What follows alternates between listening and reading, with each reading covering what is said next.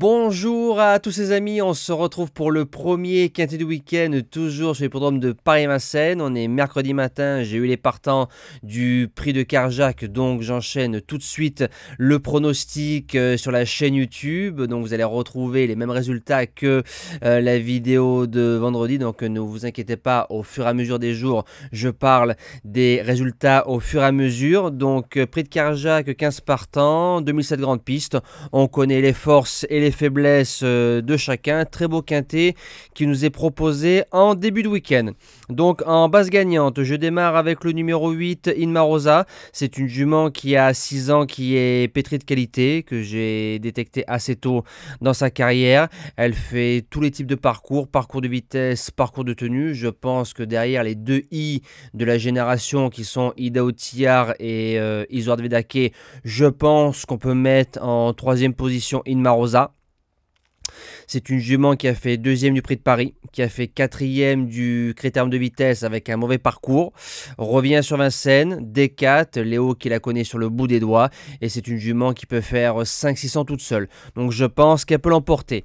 En deuxième base, le numéro 13, Hussard du Landré. C'est le grand gagnant du prix de Paris dans un temps canon.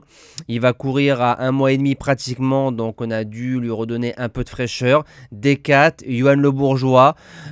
Ce serait une grosse déception de ne pas le voir dans les 3 premiers de cette épreuve. Pour les chances, le 14, Élite Beaufour, le fils de Royal Dream à 10 ans, il a eu une belle carrière, ça sent la course visée en sous-marin, D4, Raffin après plusieurs courses de rentrée. Je pense qu'il a encore de beaux restes et au papier c'est un petit peu ses prix d'Amérique pour les courses ouvertes aux ongres. En quatrième position, le numéro 5, Bilo Jepson. Déféré des 4, Matabrivard, ça va rouler, tout bon pour lui, il fait les deux parcours, par contre c'est un pisteur, donc il faut vraiment venir faire 300-400 mètres dans la phase finale.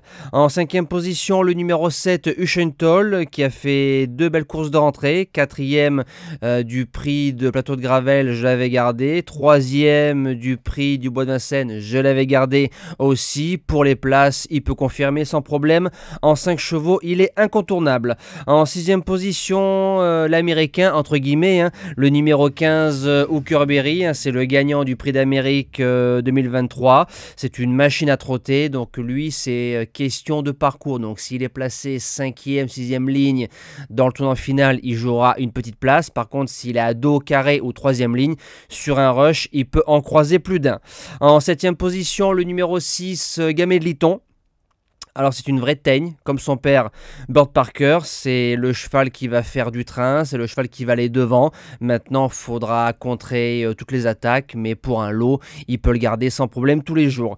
Et je termine avec le numéro 10, alors j'ai longuement hésité avec Hokkaido JL, j'ai pris le risque de faire l'impasse sur le JL parce qu'il sera déféré que devant, même s'il avait gagné le prix des Cévennes devant, disqualifié.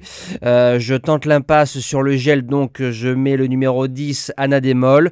Je m'explique, elle vient de repointer le bout de son nez du côté de Caen. Laurent-Claude Abrivard qui a prouvé à beaucoup de personnes qui savaient driver. Donc attention, et si on avait une Anna Molle à son prime, elle partait à 4 ou 5 euros dans cette épreuve. Donc je pense qu'à 10 ou 15 euros, elle peut venir amener de l'argent dans un quintet qui semble quand même sourire à ses favoris. Moi je vous souhaite un bon futur week-end. Merci à tous et à demain.